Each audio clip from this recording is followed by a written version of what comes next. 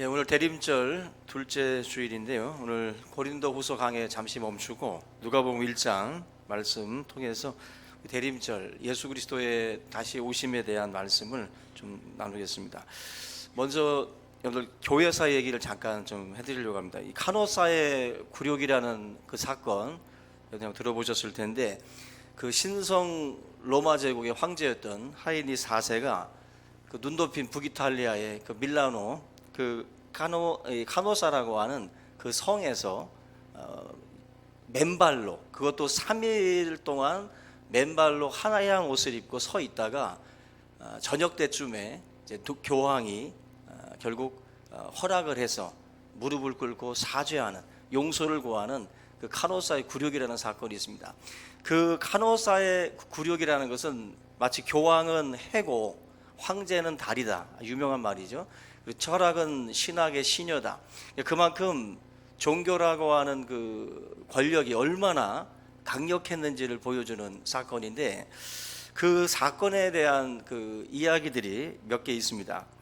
그 교황 그레고리우스라고 하는 이 7세 이 교황과 하이니 이 4세 이 황제의 싸움인데, 이 둘의 싸움을 가만히 보면은 어떤 내용이냐면은, 이 그레고리우스 7세라는 사람이 원래 이 종교 권력들이 세속 권력하고 손을 잡다 보니까 부와 명예가 많이 찾아왔어요. 그래서 종교를 가진 사람들 사이에서 타락하는 그러한 일들이 많이 벌어지게 됩니다.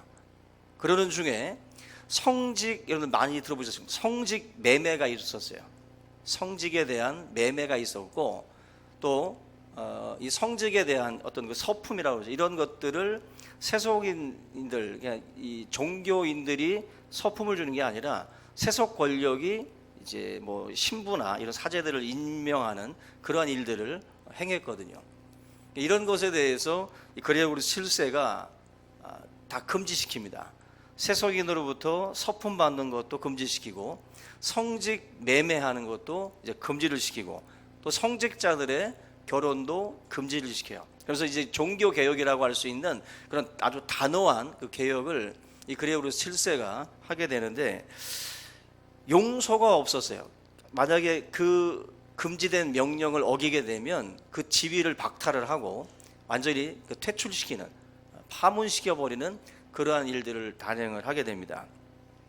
근데 이 가장 어려웠던 개혁 중에 하나가 뭐였냐면은, 세속 권력이 서품을 주는 그 일, 성직을 서품 주는 그 일을 거스른다는 것 자체가 굉장히 힘든 거였어요. 왜냐하면은 이 세속 권력하고 부딪히는 문제이기 때문에 이 싸움이 굉장히 치열했는데, 바로 이 하인이라고 하는 이 4세가 바로 정면으로 도전합니다. 교황의 그 명령을 어기고 밀라노에서 주교를 임명을 해요. 왕으로, 황제로서 자기가 주교를 임명을 합니다. 여기에 이제 이 교황 그레고리우스 7세가 이제 이 황제를 이제 한마디로 이제 퇴출시키는 거예요. 폐위시켜 버려요. 근데 또 황제도 맞대응을 합니다. 교황을 또 이제 인정하지 않는, 파문시키듯이 이렇게 폐위시키는 그러한 일들 또 단행을 합니다. 교황은 황제는 교황을 서로 다 인정하지 않고 다 그 즉위를 폐위시켜요. 그런데 문제는 뭐였냐면은, 제후들하고 백성들이 황제 편에 서는 게 아니라 교황 편에 서요. 교황 편에. 그리고 이 독일의 제후들이 1년 동안 만약에 이 교황의 이 폐위 이거 자체가 번복되지 않으면 이 황제를 폐위시키고 새로운 황제를 옹립하겠다라고 하는 결정을 해버립니다. 그러니까 황제가 다급해진 거예요. 다급해진 거예요. 그래서 결국 이 북이탈리아로 가 있었던 그 교황에게 쫓아갑니다. 쫓아가서 눈발이 날리는 1월 달에 그 흰눈 덮인 그 카노사 성 앞에서 맨발로 서서 3일 동안 용서해 달라고 간구를 하는 거예요. 꿈쩍도 않던 교황이 저녁 때쯤에 문 열고 이제 받아준 겁니다. 용서해 준 거예요. 그게 바로 카노사의 굴욕입니다. 황제가 교황 앞에서 맨발로 무릎 꿇은 사건이에요. 얼마나 이 권력이, 특별히 종교 권력이 대단했는지를 보여주는 그런 사건입니다. 신성 로마 제국의 황제거든요. 근데 황제가 그러한 치욕적인, 굴욕적인 사건을 경험을 한 겁니다. 우리나라에도 이런 계층들이 있었던 것처럼 12세기 또 13세기 그 법률 책에 보면은 그 당시에 중세 시대의 서열이 나와요. 그 서열이 24계층으로 나눠져 있습니다. 24계층. 우리 상식적으로 1위는 누굴까? 첫 번째가 누굴까 생각을 할 때 뭐 당연히 왕이지, 황제지라는 생각을 합니다. 근데 절대로 그렇게 배치가 되어 있지 않아요. 내용을 들여다보면은 이렇습니다. 국왕의 서열을 떠나서 교황이 여러분들 2위 정도라고 여러분들이 생각을 할 거예요. 교황에 대해서. 그러나 교황도 사실은 뭐랄까 이 서열을 가만히 들여다보면 참 재미난 게 뭐냐면은 세상 권력은 순위에서 들어가질 않습니다. 황제라는 권력은 1위부터 3위에도 들어가지 않아요. 그리고 1위에서 6위까지도 들어가지 않습니다. 세상 권력인 황제의 권력이 몇 위였냐면은 7위였어요. 7위. 그리고 그 다음에 8위와 9위와 10위로다가 이제 그 황제 밑으로 말하는 세속 권력들이 자리를 차지를 하게 됩니다. 1위는 당연히 하나님이었어요. 서열 1위가 하나님이셨고 2위가 교황인데, 그럼 3위가 왕 정도가 돼야 되는데 3위가 누구였냐면은 주교였습니다. 주교. 그리고 4위가 수도원자, 5위가 수녀, 6위가 사제였어요. 7위가 황제입니다. 그런데 이게 지금 중세의 서열이 이렇게 나누어져 있다라고 한다면 우리가 그 시대로 안 넘어가 봐도 이게 지금 뭘 말하는지를 말해주는 거예요. 당시 종교 권력이 얼마나 대단했는지를 보여주는 그러한 부분들입니다. 성직자가 1위부터 6위를 다 차지한 거예요. 1위부터 6위까지. 그래서 가장 최고 정점에 있었던 세상 권력이 7위였다는 거예요. 이거는 결국 카노사의 굴욕이라는 것 자체가 나올 수밖에 없었던 것 자체가 이 어떤 그 시대적 배경이 그렇다는 거죠. 그만큼 사람들의 어떤 그런 그 영적인 부분들을 쥐고 있었던 그 교황의 권력이 얼마나 막강했는가를 우리에게 보여줍니다. 이 국왕들이 왕관을 교황보다 높이 만든다고 해가지고 이중 왕관을 만들었어요. 그러니까 교황은 3중으로 만듭니다. 이거 가만히 역사를 보면은요 얼마나 이게 유치한지 보여집니다. 세상 권력에 어떤 눈이 멀어 있는 사람들과 또 종교 권력에 눈이 멀어 있던 사람들의 이 싸움을 보면은 그야말로 진흙탕 싸움이고 어린아이들의 싸움하고도 다르지 않아요. 굉장히 위엄이 있고 굉장히 멋진 모습을 가지고 있었던 교황이고 황제였지만 이들의 싸움의 내면을 들여다보면은 권력의 정점만을 생각을 하는 사람들이에요. 그러다 보니까는 결국 섬김의 자리에 들어가야 될 어떤 왕의 권력 그리고 이 교황의 권력, 이 모든 것들은 사실 섬기기 위해서 하나님이 세우신 직분이에요. 그래서 우리 고신교단에서는 실천신학이라고도 하지만 봉사신학이라고 그래요. 봉사신학. 우리가 가지고 있는 직분의 목적은 봉사에 있어요. 섬김에 있습니다. 그러니까 이 집사라는 이 직분도 머리털이 휘날리게 뛰어다니는 직분이 집사예요. 일을 잡는다라고 해서 집사입니다. 하나님의 사역을 감당을 할 때 우리가 기본적으로 가져야 될 생각은 섬김을 받는 자리가 아니라 섬기기 위해서 하나님이 우리를 세워놓으신 자리라는 거예요.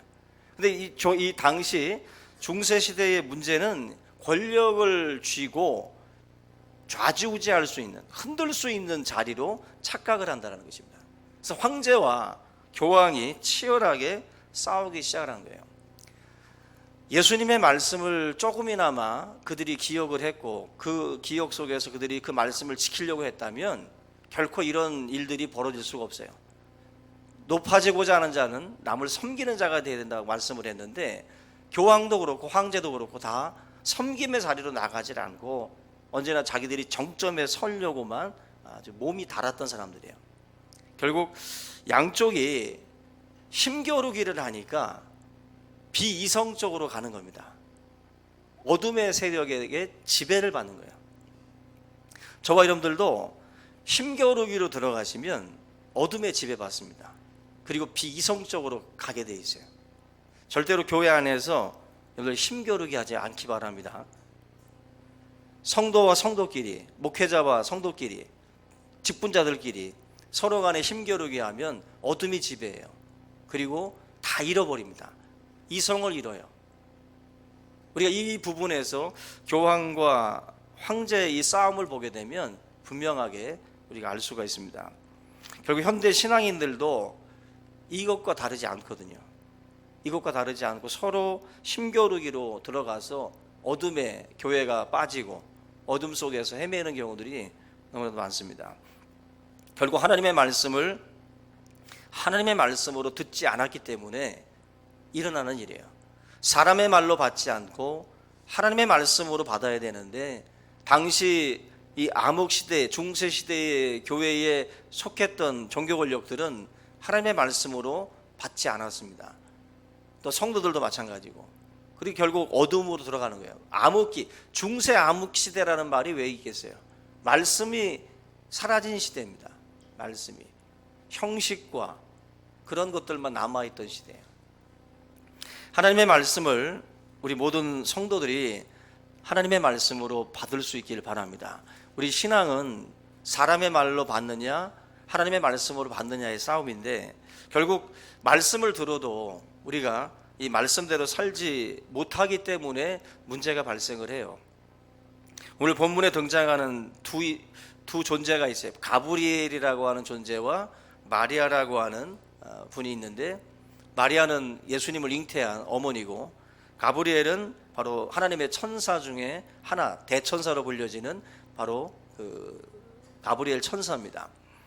이 둘의 공통점이 있어요. 같이 공통점이 없을 것 같은 존재인데, 두 존재의 공통점이 뭐냐면은 하나님의 말씀을 온전히 듣고 또 들은 말씀대로 나아갔다라는 거예요. 들은 말씀대로 나아갔다. 그게 바로 가브리엘과 마리아의 공통점입니다. 오늘 저와 여러분들도 이 하나님의 말씀을 온전히 듣고 또 말씀이 지시하는 방향 그대로 살아가는 그런 성도들이 될 수 있기를 주님의 이름으로 축원합니다. 먼저 우리가 살펴볼 이 가브리엘은 하나님의 강한 자라는 뜻이 있어요. 하나님의 강한 자. 우리가 잘 아는 미가엘 천사, 가브리엘, 그리고 루시퍼, 이 타락한 천사 루시퍼가 있죠. 이 셋 중에 바로 이 가브리엘 천사가 성경에서도 가장 큰 대천사로 불려지는 존재인데, 다니엘서의 다니엘 8장 16절에도 이 가브리엘 천사가 나타납니다. 9장 21절에도 나타나고요. 그리고 오늘 읽은 이 본문에서 예수 그리스도의 잉태를 마리아에게 전해주는, 예고하는 그 역할을 또 맡고 있어요. 26절에 보시면은 하나님의 보내심을 받아서 성실하게 그 하나님의 뜻을 이제 마리아에게 전달을 해주는데, 그 소식은 기쁨의 소식이에요. 기쁨의 소식을 전해주었던 게 바로 가브리엘입니다.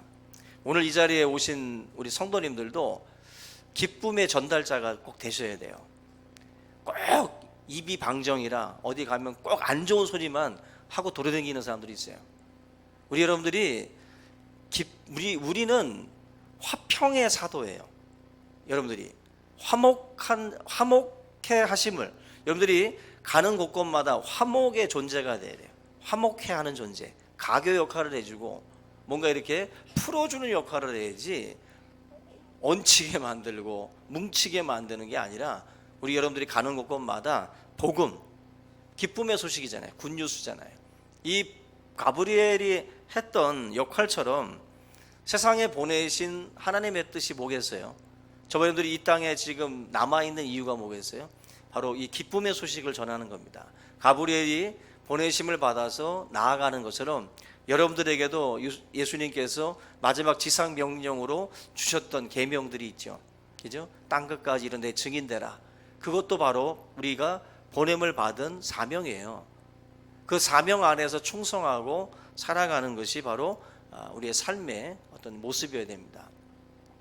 오늘 이 자리에 오신 모든 분들이 정말 행복한 그야말로 바이러스가 돼서 가는 곳곳마다 기쁨의 어떤 그러한 그 소식자, 전달자가 될 수 있기를 주님의 이름으로 축원합니다. 우리 26절 한번 보시면요, 정확하게 나오죠. 여섯째 달에 천사 가브리엘이 하나님의 보내심을 받아 어디로 갔습니까? 갈릴리 나사렛이란 동네에 갔다 그랬어요.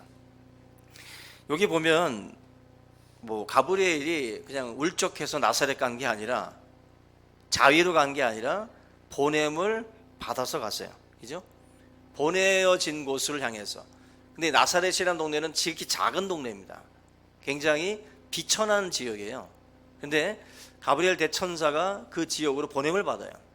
바로 하나님의 뜻을 전하기 위한 것인데, 보냄을 받은 그 자리로 나아가는 이 순종 위에 하나님의 은혜가 있고 축복이 있어요.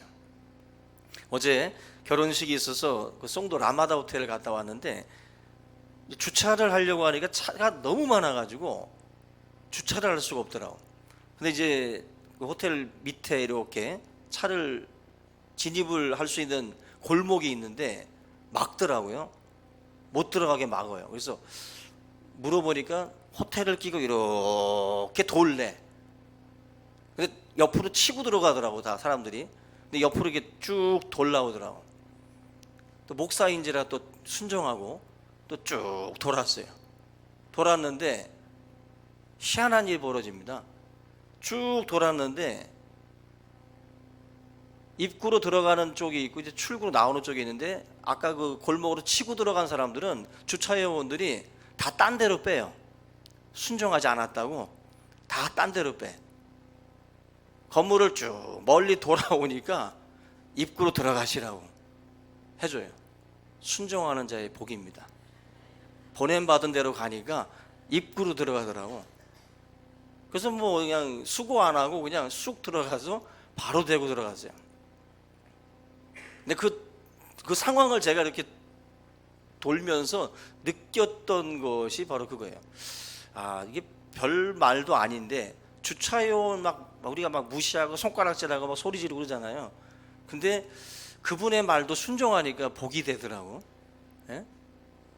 그러니까 보냄을 받고 가라는 대로 가니까 그렇게 뭔가 이렇게 만나는 것처럼 하나님이 뭔가 지시할 때, 특별히 여러분들 전문가들이 여러분들한테 뭔가를 딱 지시하면 따르죠. 사공이 많으면 배가 산으로 가요.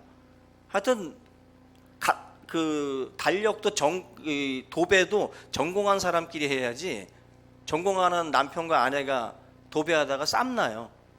서로 다 생각이 달라가지고 우왕좌왕 난리도 아닙니다.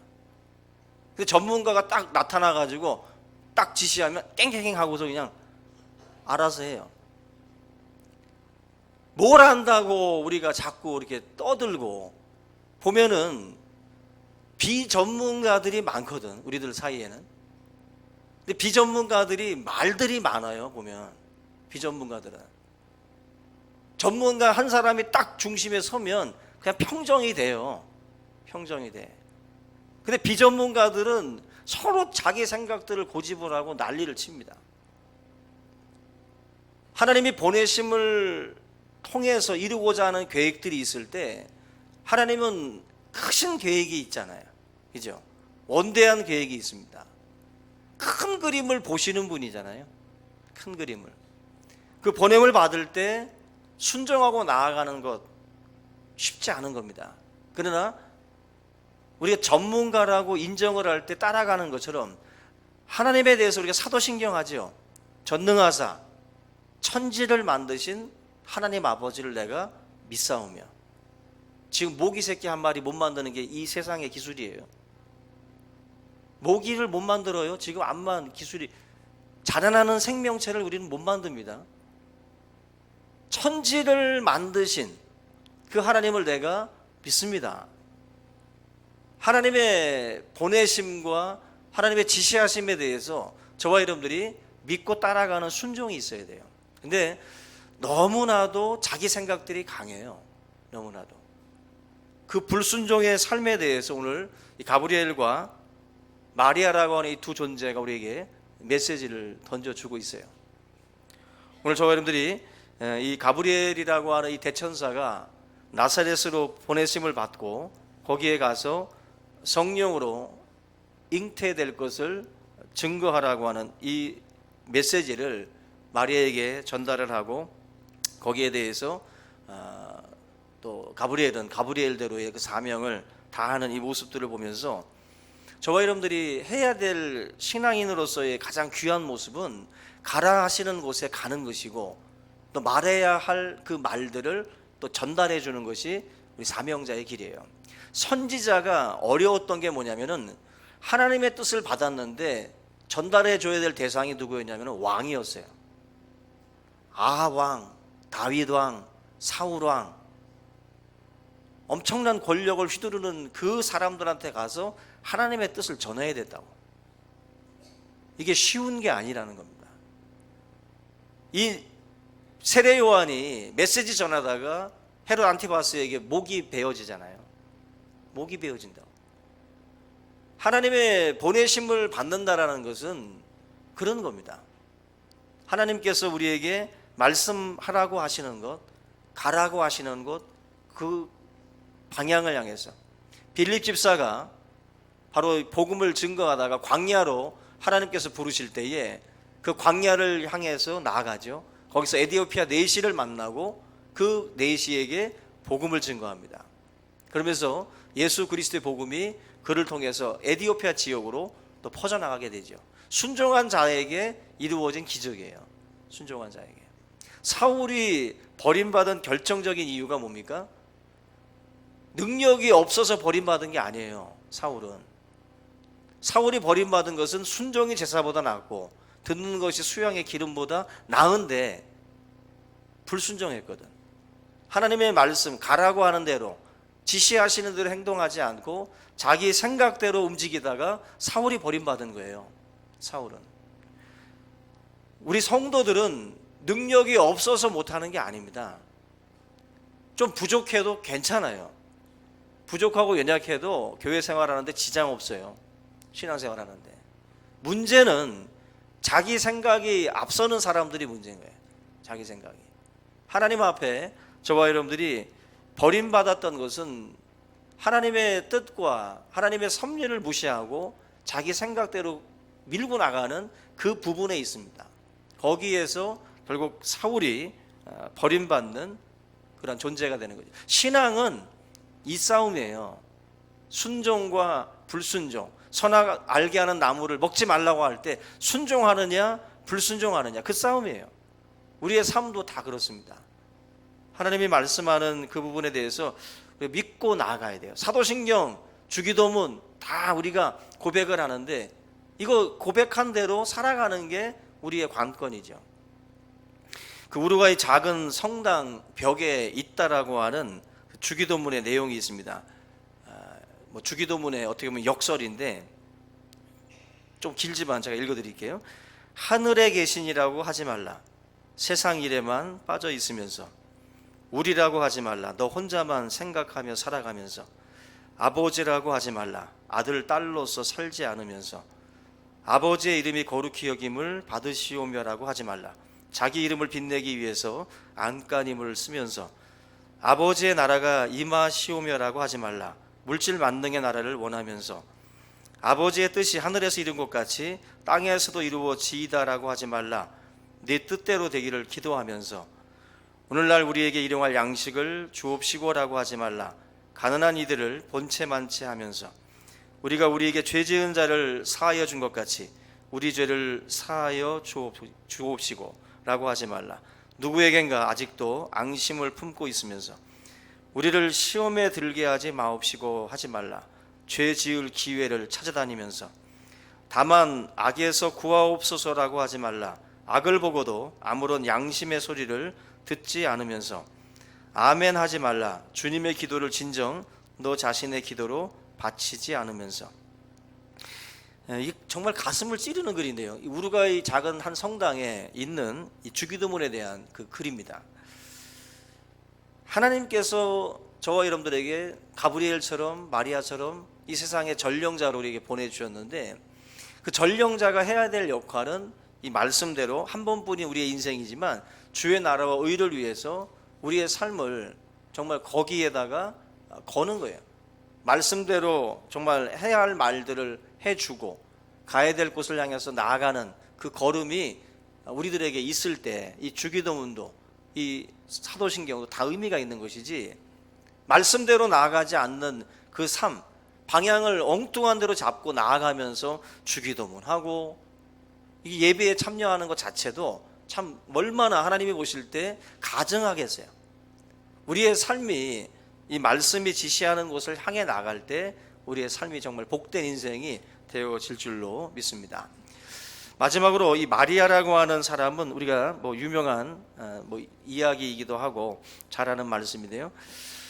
마리아는 정말 놀라운 소식을 듣잖아요. 처녀인데, 그리고 요셉과 정혼한 사이인데 그 여자한테 와가지고 가브리엘이 은혜를 받은 자여 평안할지어다 라고 말하면서 31절 보니까 네가 수태하여 아들을 낳으리니 이름을 예수라 하라. 갑작스럽게 처녀한테 수태한다라고 말을 해놓고, 이게 평범한 말이 아니잖아요. 엄청난, 이건 정말 쇼킹한 그 사건입니다.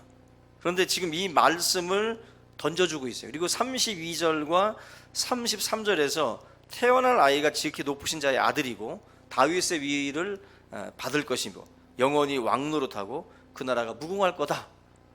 한 처녀에게 와서 이런 엄청난 상상 이상의 메시지들을 막 가브리엘이 쏟아부은 거예요. 그리고 나서 평안하라. 평안이 될 수가 없잖아요. 어떻게 이 말을 듣고 처녀가 평안할 수가 있어요? 평안할 수가 없습니다. 근데 놀라운 게 있죠. 이 마리아는 정말 평안을 얻어요. 평안을. 이 말은 뭐냐면은 마리아 스스로가 가지고 있는 평안이 아니라 하나님께 받은 은혜가 바로 평안이에요. 아멘. 여러분들에게도 평안이 있을지어다. 아멘. 예수님께서 두려움에 떨던 제자들한테 너희들이 무리들에게 평안이 있을지어다라고 말씀을 하죠. 주님의 평안이 우리 가운데 깃들어야 삶이 힘들고 어려움 속에서도 우리가 평안할 수 있어요. 그래서 여러분들 성도 가운데 한번 잘 살펴보세요. 나라면 심히 요동하고 심히 불안해하고 심히 두려워할 것 같은데 어떤 분은 그렇지 않습니다. 그 일을 겪고 계시면서도 평안해요. 하던 일 하고 계시고 하던 사역, 하던 예배, 하던 찬송 그대로 가요. 근데 어떤 분은 어떤 일을 만나게 됐을 때 심히 요동합니다. 하던 일들이 다 멈춰지고 모든 예배가 뒤틀리기 시작을 하고 다 흔들려요. 여러분들 살면서 여러 가지 일들이 일어나겠지만 좀 진중하게 예배자로 나가시기 바랍니다. 사역자로 나가셔야 돼요. 어떤 일이 조금만 터지면 막 난리가 나. 하여튼 갑자기 잠적해버리고 사라져버리고 모든 사역들이 다 멈춰져 버리고 다 끝나버려요. 평안이 없는 거예요. 마음이 불안한 거예요. 지금 이것에 대한 어떤 쫓김이 있는 거죠. 하나님이 주시는 평안이 있는 사람들은 그 삶 속에서도 엄청난 소식이 나에게 충격적으로 들려와도 하나님 나에게 평안을 주십시오. 나에게 주님 이 세상을 이길 수 있는 힘을 주십시오. 기도하면서 주님이 주시는 그 은혜 속에서 우리가 이 삶을 넉넉히 이기며 갈 수 있어요. 여러분들에게도 그런 은혜가 필요해요. 그런 은혜가. 기도 왜 합니까? 말씀을 왜 듣습니까? 하나님의 평안이 말씀을 듣는 가운데 기도하는 가운데에 임하기 때문에 그래요. 이거는 내 힘으로 되는 게 아니잖아요. 내가 평안하고 싶지 않아서 평안한 게 아니다. 평안하고 싶죠. 근데 평안이 안 되는 거 아니에요? 기도하는 중에 하나님이 놀라운 은혜, 지금 이 가브리엘이 평안을 외치고 예수님이 제자들에게 평안을 외치듯이 그분이 나에게 말씀하면 평안이 오는 거예요. 그분의 능력의 말씀으로 세상을 창조하셨잖아요. 말씀으로 빛이 있으라 하시며 빛이 있었던 것처럼 우리에게 주님이 평안하라고 하시면 이 파도 치던 그 바다가 잔잔해지는 것처럼 우리의 마음도 평안해질 줄로 믿습니다. 우리 여러분들이 오늘 이 마리아가 누리는 이 평안, 주의 계집종이오니 말씀대로 순종하겠다고. 이 39절 말씀 계속해서 여러분들 보시면은 38절에 주의 여정이오니 말씀대로 내게 이루어지이다. 이대로 이루어지면 돌 맞아 죽을 수도 있는데 그런 고백하잖아요. 오늘 저와 여러분들이 정말 이 모습, 마리아가 보여주고 있는 이 모습을 놓고 여러분들의 마음에도 이런 평안이 깃들기를 바라요. 올 한 해 감사한 일이 많습니까? 하나님을 원망하는 일들이 많습니까? 감사할 일이 많아요. 지금 우리가 감사하지 못하는 제목들을 놓고 감사하는 교회들이 많습니다. 미국에서 목회하시던 어떤 목사님은 11시 예배를 드릴 수 있도록 해달라고 하나님 앞에 간절히 기도합니다. 미국에 있는 한인교회들은 외국인들 교회를 빌려서 새들어서 이제 예배를 드리거든요. 그래서 외국인들이 11시 예배 마치고 나가면 그리고 나서 우리 한국인들이 들어와서 그 교회당을 쓰는 거예요.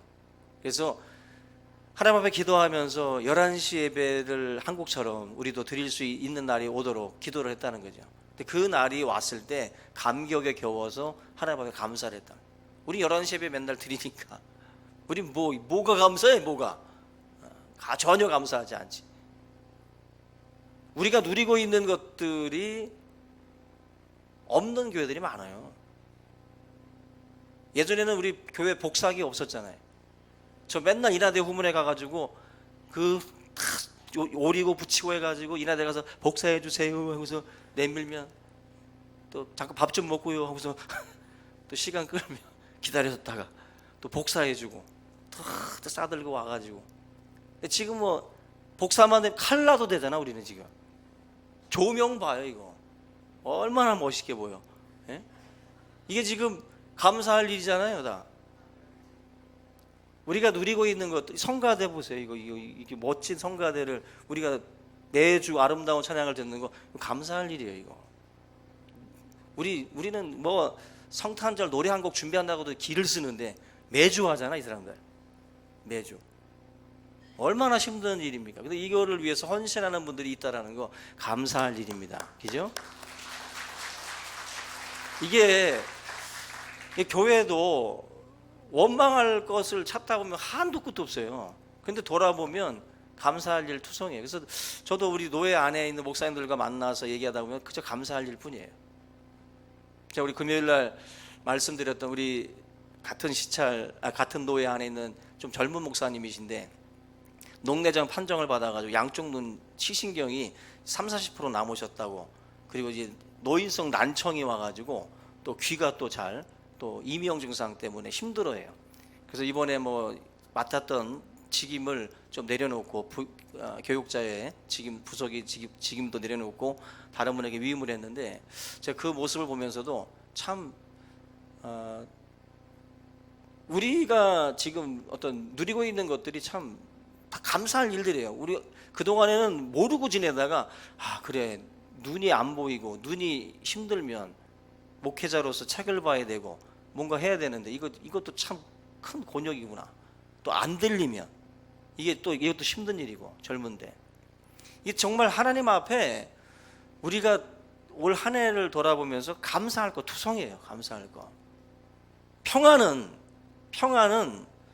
이런 모든 것들을 해석하고 이 모든 것들을 통해서 하나님이 합력하여서 선을 이루신다라는 어떤 그러한 믿음을 갖지 아니하면 평안할 수 없어요.